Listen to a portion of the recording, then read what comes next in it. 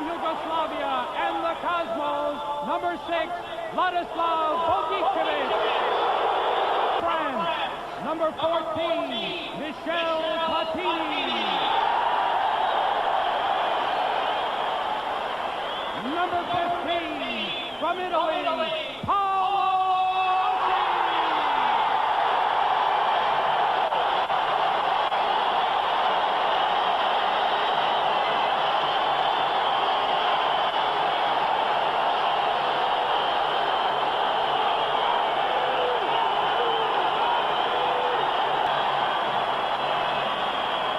From West Germany, number 21, Harald Schumacher.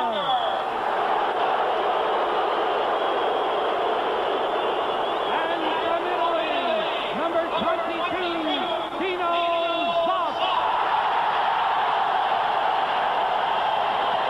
And the playing captain of Europe from West Germany, representing the United States and the Cosmos, number 5, Giorgio Pinario.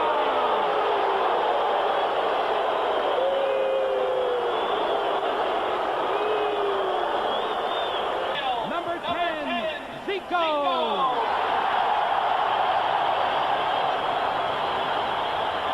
From Japan, 16, Hugo Sanchez.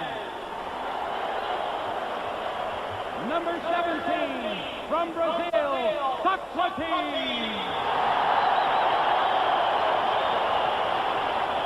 From Honduras, Thomas Encono. The assistant coach of the rest, also from Brazil, Pele Santana.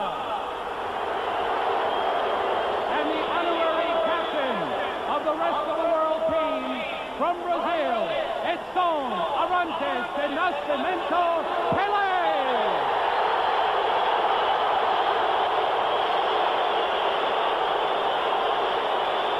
Kaksi. Ja sitten Euroopan joukkueen puolustuksessa numero 1 Marco Tardelli, Italia, 9 Ruud Krol, hiljattain siirtynyt MM-kilpailujen jälkeen Italian leipiin, Juventuksen joukkueeseen. Todella satoja tuhansia, ja minä uskon, että kaikki, jotka kynnelle ovat kykeneet, ovat tänään täällä kannustamassa maan miehiään. 24-vuotias jalkapalloerotuomari ja rajamiehinä ovat amerikkalaiset hekin. Täällä selostamon puolella punainen lippu kädessään on rajamiehen vuonna 1954 ja sittemmin saanut myöskin maan kansalaisuuden. Ja toisena rajamiehenä keltainen lippu kourassaan tuolla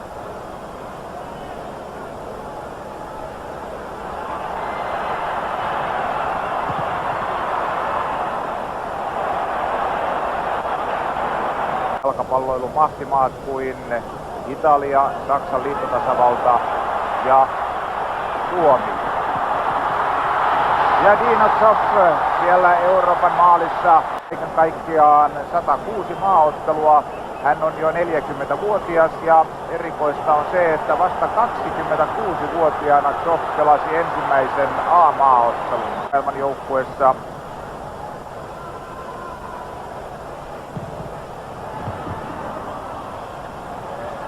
Niin pääslipputulot kuin televisiointi ja mainostulotkin menevät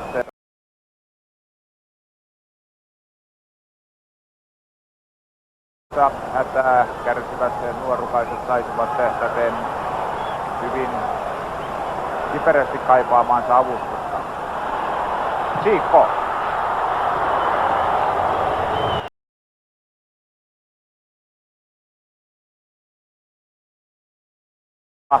Ennen kaikkeahan täältä tietenkin ne kaivattiin ja kaivataan, se täytyy sanoa, kohuttua tähteä Diego Maradonaa, mutta näin ainakin väitetään, ettei hänen nykyinen seuransa Barcelona antanut tälle hankkimalleen tähdelle pelilupaa. Menee ja tiedä, onko tuo sitten ainoa järjestelyissä tai UNICEF on siis mukana totta kai näissä hyväntekeväisyysotteluissa tämä on kaiken kaikkiaan järjestyksessään 3. jalkapallon hyväntekeväisyysottelu, mutta ottelu pelattiin aikanaan Saksan liittotasavallassa ja sitten toinen Espanjassa. Lohken.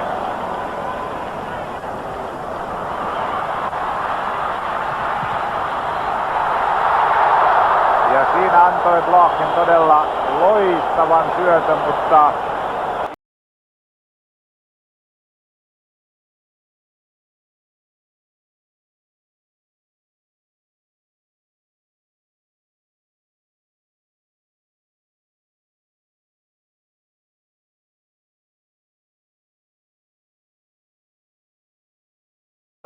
nyt 1000 taalan missauksen tuossa maalin edessä. Olisi nyt olettanut, että hän kyllä olisi pystynyt tuosta äskeisestä tilanteesta toimittamaan tuon pallon maaliin. Ei tällä hetkellä hän on juuri tuossa keskikentällä, mutta hetki sitten oli täällä vasemmassa laidassa. Bauer, joka aikanaan esitteli lähes erehtymätöntä tai aikanaan. Ja jos ottelun alkuhetket ehkä olivat valkoasuisen Euroopan joukkueen lievää painostusta, niin nyt on tilanne huomattavasti tasoittunut. Ja myöskin vihreäasuinen maailman joukkue tekee erittäin hienoja hyökkäyksiä, kuten yritti siinäkin rakentaa.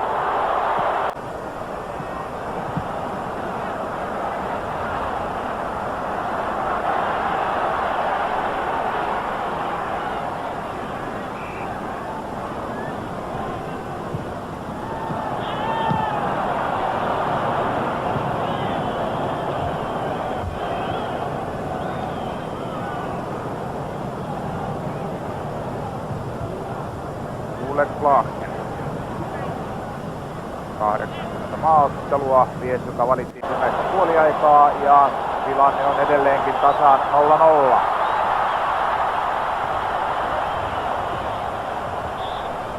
Taitonäytteitä niin ei voi muuta kuin ihailla. Niin eikö silloin tietenkin Anton Joonin pitää nyt mennä pilaamaan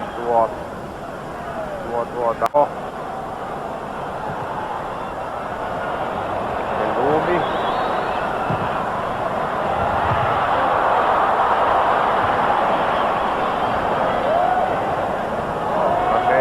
Brasilialainen. Lumin keskitys. Hyvä keskitys, mutta hienosti siellä otti kerta kaikkiaan upeasti. Siinä nyt nähtiin Falcao. Lumi täällä oikeassa laidassa. Jälleen tulee tuo samainen keskitys ja jälleen sama mies kuin aikaisemmin.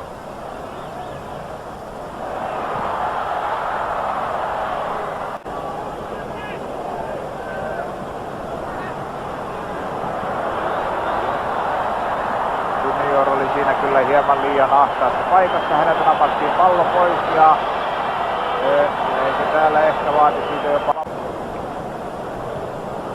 Duarte. Falcao.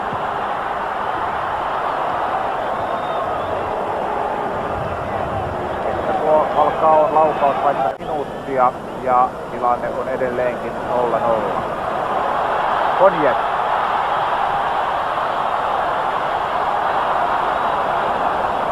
Sokrates upeasti rinnalla alas. Junior. Falcao ja nyt tulee melko varmasti korkea keskitys, kuten tuleekin.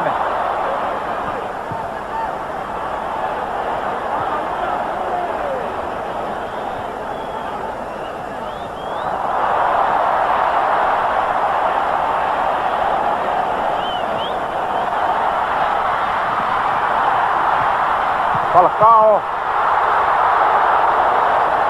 Ehdottomasti vaarallisesti.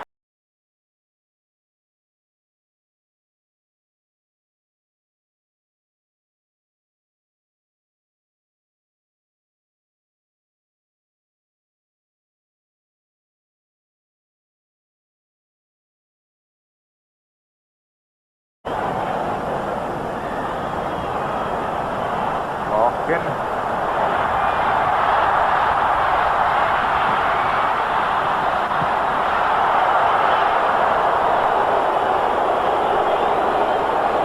oikeastaan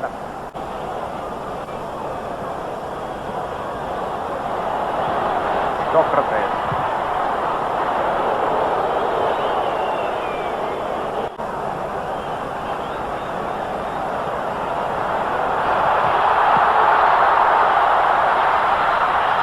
Nyt kyllä Thomas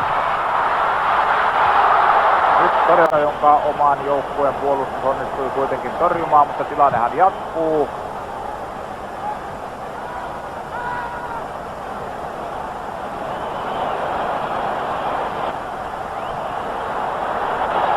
Belloumi, Algerian Belloumi.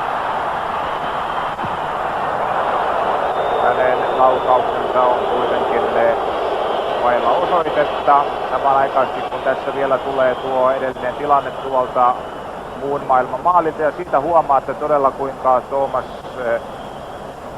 Nkono uhkarohkeasti lähti maalistaan ulos ja tämän jälkeen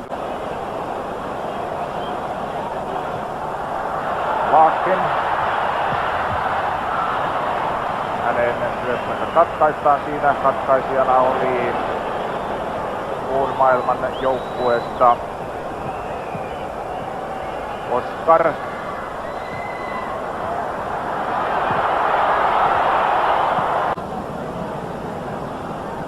Sikko.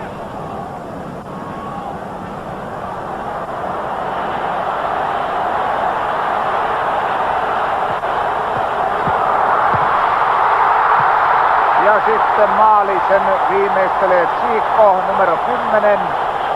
Ja näin on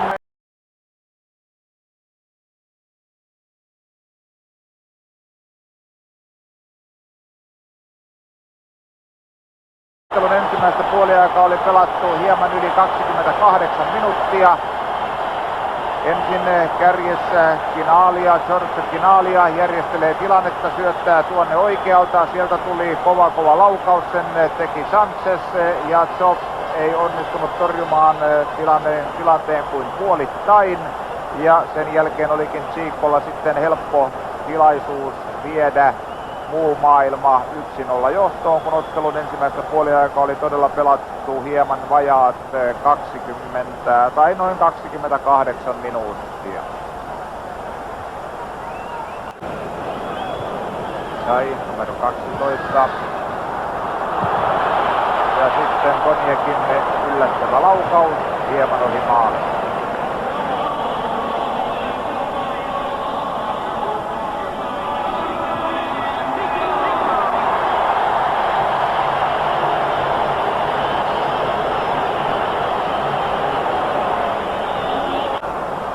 Sokrates, hyvä syöttö keskeen, mutta Euroopan puolustus siellä onnistuu torjumaan ainakin väliaikaisesti. Zoffin paraatitorjunta, Chico.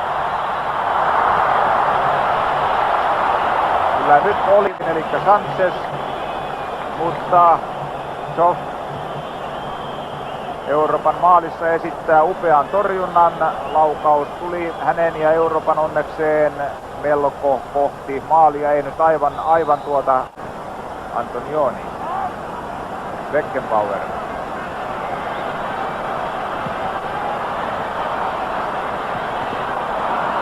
Rajamies siellä jo näytti, että valkopaitainen, ja kyllä peli katkaistiinkin.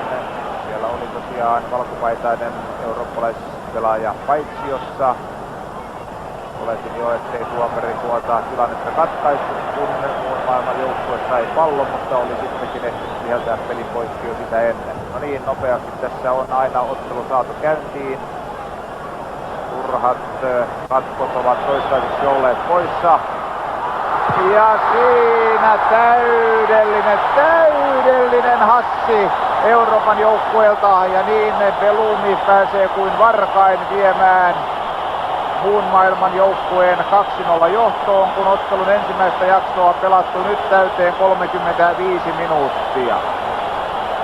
Siinä oli todella monenkin miehen harhapotkua ynnä muuta, ja niin Belloumi onnistui tuossa tilanteessa, jossa ei todella voinutkaan epäonnistua vieden muun maailman joukkueen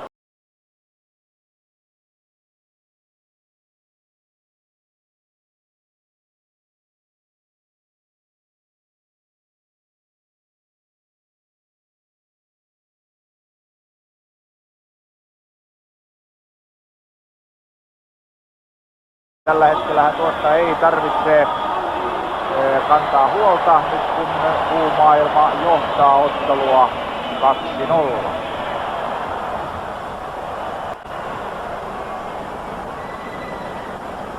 Coelho.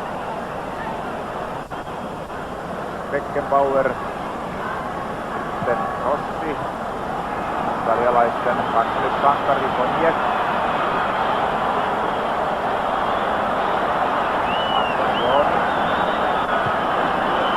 Ja niin siellä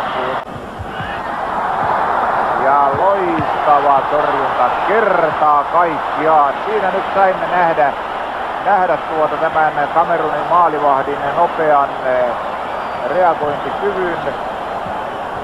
Suorastaan uskomattomalta tuntui tuo tilanne, mutta niin vain kävi, että toisellaan torjumaan tuon tilanteen sen jälkeen, kun Euroopan joukkueen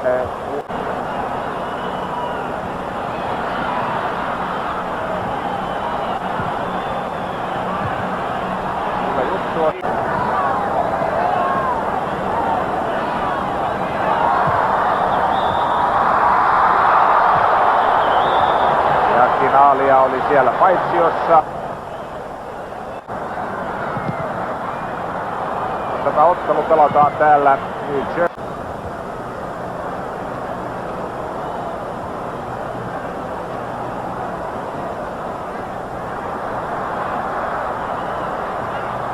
Rossi. Koniek.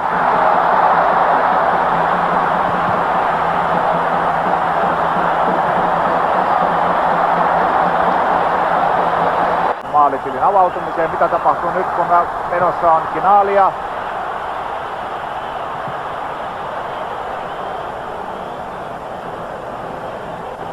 Tällä hetkellä Brasilian parhaiten palkattu ammattilaisjalkapalloilija.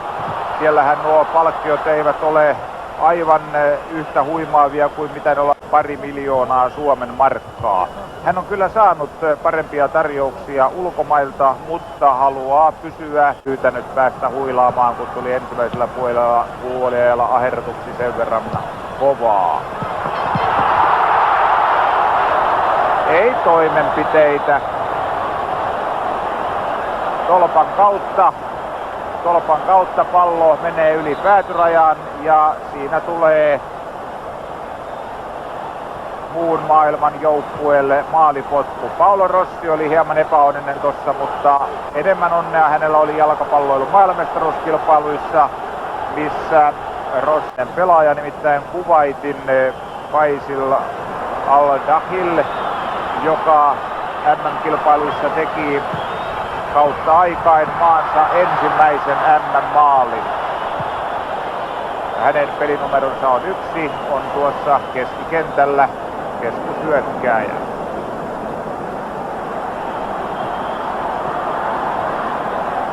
Verryttely housuissa, tai ainakin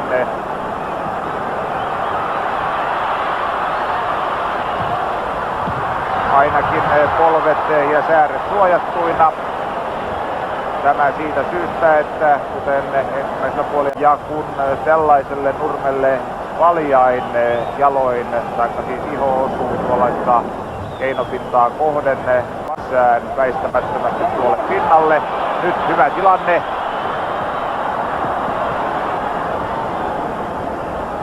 Päättyy kulmapotkuun. Kyllä, aivan oikein. Kyllä siellä Kroll peippaili hieman liikaa.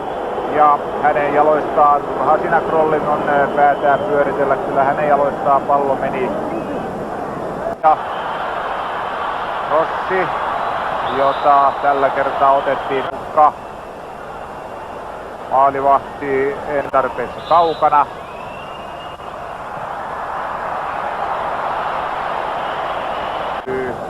Ponnistamaan hyvin korkealle noissa torjunnoissaan, ja äsken ainakin tuo torjuminen oli hänelle kovin helppoa, kuten se oli tällä kertaa myöskin Harald Schumacherille, joka tuli siis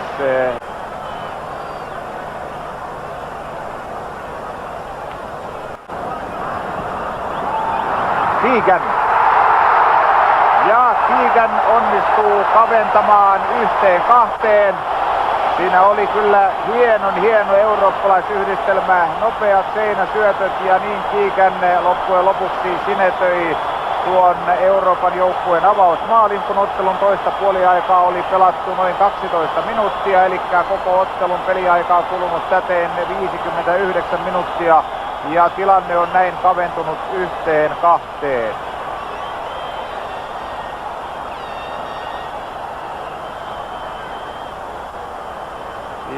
Hieman paitsiolta haiskahtava tilanne, mutta syöttöhetkihän siinä ratkaisee, eli hetkellä jolloin tuo syöttö annettiin.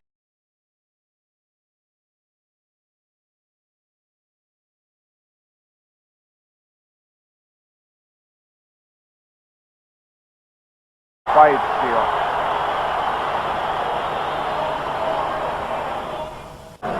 Ja vaihtomiehenä peliin tullut. Siinä Eurooppa sitten vaihtaa. Kyllä minä jo ensimmäisen jakson jälkeen vähän odottelin, että keisari Frans olisi sieltä otettu pois, mutta näin ei vielä silloin tapahtunut. Ja nyt kentälle tuli hänen tilalleen numero 14. Hän on Ranskan Michel Platini. Jalaiset lupasivat Rossille kengät loppujääkseen. Platini.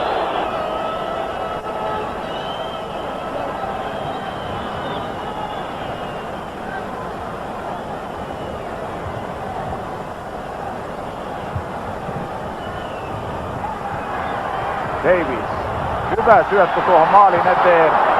Ja sieltä Sanchez ohjasi pallon yli maalin.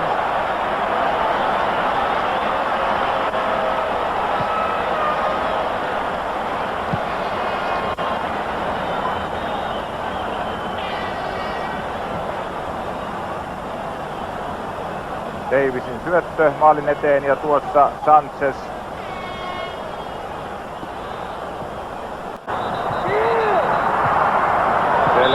Selvempi paitsio. Siinä ei ole nyt kyllä mitään puhumista tuohon. Ja kaiken lisäksi vielä Schumacher on. Heiskens. Ja maalivahti Thomas. Sen antamisessa ei tällä kertaa todella viivytelty. Ja tuosta tuleekin paha tilanne. Schumacher torjuu. Maaliin saakka se ei kyllä kovin helpolla onnistu. Mutta tuo onnistuu. Betsai onnistuu siinä tasoittamaan tilanteeksi 2-2 vapaapotkun jälkitilanteesta. Ja näin on Eurooppa tasoittanut pelin 2-2, kun otteluaikaa oli sen toista puoliaikaa pelattu runsaat 33 minuuttia, ehkä 30,5 minuuttia. Ja näin on tilanne 2-2. Hyvin on Eurooppa noussut tuota muun maailman 2-0 johdosta tasatilanteeseen 2-2.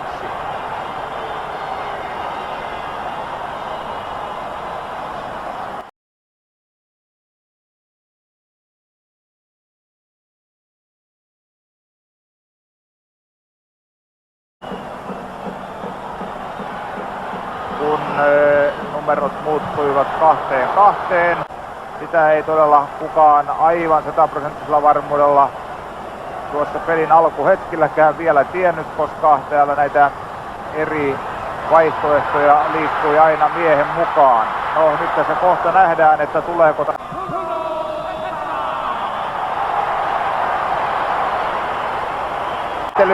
Keegan, hyvä syöttö oikeaan laitaan Neiskensille.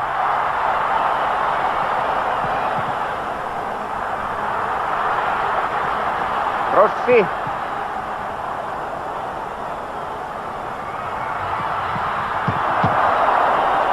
Ja siellä sitten Betsain että tuota aikaa olisi tullut, ja jos onkin tullut, niin ei varmasti minuuttia kauempaa. Mutta senhän tietää ainoastaan ja yksinomaan ottelun erotuomari.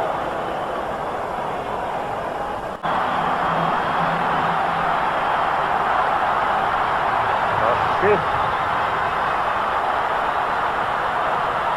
Platini. Coelho ja maalivahti Nkomo. Arantes. Joskin, ja katsotaanpa tämä tilanne loppuun. Kun se tulee vasemmalta puolelta, niin juuri aloin sanoa, tai jo sen ehdinkin sanoa, että kohtuullisen hyvää jalkapalloviihdettä tässä on meille tarjottu. Joskin suuri panos tuollainen.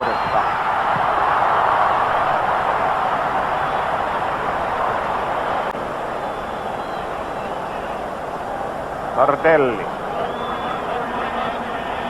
Ja Petsa.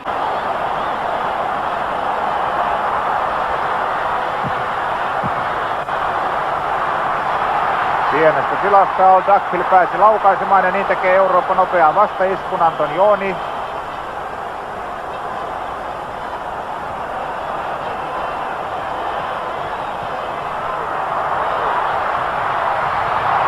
Ja jälleen maalivahti siellä ulkona.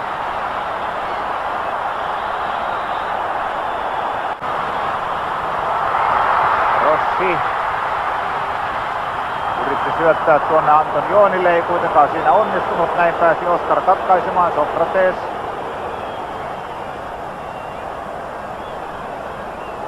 Kolmisen minuuttia peliaikaa vielä jäljellä.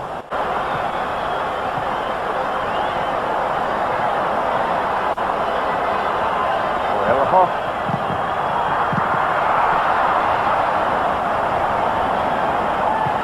Ja kyllä Keegan siinä aivan oikein vaatii omalle joukkueelleen kulmapotteen, mutta se tilanne on jo ohi, se on ollut mennyttä. Rossi.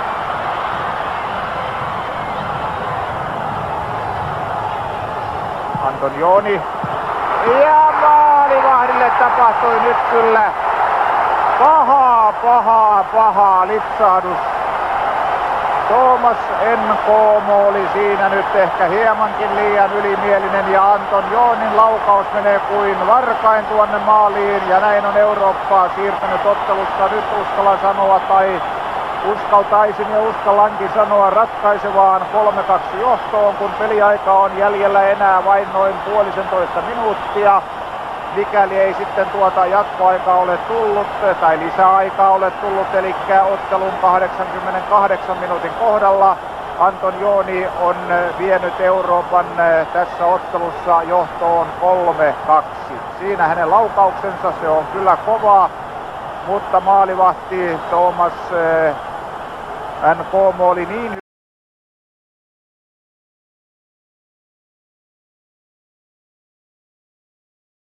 ennen kuin tipahtaa, vaikka tässä kummankaan puolta ei toki ollakaan, kun kyseessä on mitään suuremmassa määrin tällainen juniorin syöttö, hieman hätäinen syöttö vielä siinä ottelun viimeisillä hetkillä ja niin erotuomari viheltää pilliinsä ja tämä järjestyksessään kolmas UNICEFin toimeenpaneva hyväntekeväisyysottelu on päättynyt ja tässä ottelussa nähtiin paljon maaleja, niitä nähtiin kaiken kaikkiaan 5.